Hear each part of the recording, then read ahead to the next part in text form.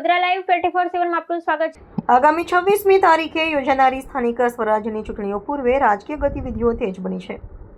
આ શૃંખલામાં વડોદરા મહાનગર ભારતીય જનતા પાર્ટી દ્વારા આગામી કાર્યકાળ માટે શહેરના વિકાસનો નકશો રજૂ કરતું 14 મુદ્દાઓનું ચૂંટણી ઘોષણાપત્ર 2026 સત્તાવાર રીતે જાહેર કરવામાં આવ્યું છે।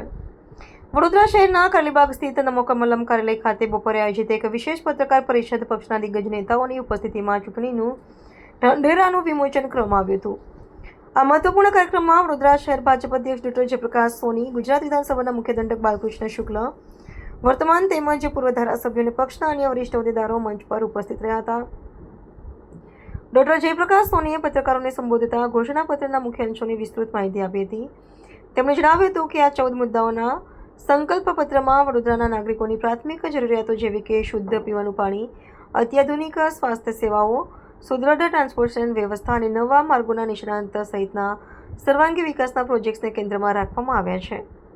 સ્થાનિક સ્વરાજ્યની આ ચૂંટણીમાં શહેરીજનોનો જનાદેશ મેળવવા માટે ભાજપે આ ઘોષણાપત્રને પોતાના વિકાસના વિઝન ડોક્યુમેન્ટ તરીકે રજૂ કર્યું છે। સ્માર્ટ સિટી વડોદરાના માળખાગત પ્રશ્નોનો કાયમી ઉકેલ લાવીને ભવિષ્યની જરૂરિયાતોને અનુરૂપ માળખું ઊભું કરવાનો પક્ષનો આશય આ દસ્તાવેજમાં સ્પષ્ટ કરવામાં આવ્યો છે। હવે આગામી 26મી તારીખે યોજાનાર મતદાનમાં સ્પષ્ટ થશે કે વડોદરાના મતદારો પક્ષના આધુનિક અને વિકાસલક્ષી વાયદાઓને કેટલું સમર્થન આપે છે। આજે ભારતીય જનતા પાર્ટી વડોદરા મહાનગર દ્વારા સ્થાનિક સ્વરાજની ચૂંટણી 2026 માટે ઘોષણાપત્ર એટલે કે મેનિફેસ્ટો 2026 બહાર પાડવામાં આવ્યું છે।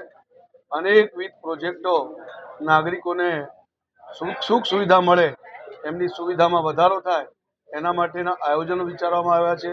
એ પછી શિક્ષણ ક્ષેત્ર હોય, આરોગ્ય ક્ષેત્ર હોય કે સ્માર્ટ એમના ગુડ ગવર્નન્સના અંતર્ગત એપ દ્વારા અનેક એમની જે મુશ્કેલીઓ છે એનું નિવારણ કરવા માટે એ જ પ્રમાણે દરેક વોર્ડની અંદર વોર્ડની ઓફિસ, વહીવટી ઓફિસ બને જેથી કરીને એમના પ્રશ્નોનું સમાધાન એમના વોર્ડમાંથી જ થાય એવા અનેક પ્રકારના આયોજનો વિચાર્યા છે।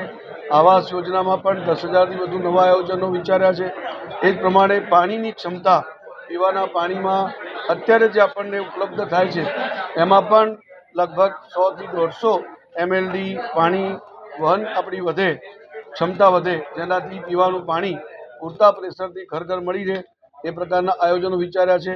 ડ્રેનેજ માટેના પણ આયોજનો વિચાર્યા છે, વરસાદી ડ્રેનેજના પણ આયોજનો વિચાર્યા છે। એ જ પ્રમાણે રોડ, બ્રિજના પણ ખૂબ મોટા માત્રામાં આયોજનો વિચાર્યા છે। બે મોટી જગ્યા પર એટલે કે રેલવે ગરનાળું હોય અલકાપુરીનું કે એરપોર્ટ સર્કલ હોય ત્યાં પણ ફ્લાયઓવરનો વિચાર કરેલો છે અને વધુમાં વધુ સુવિધાઓ નાગરિકોને મળી રહે એના આયોજનો આ ઘોષણાપત્રમાં રજૂ કરવામાં આવ્યા છે।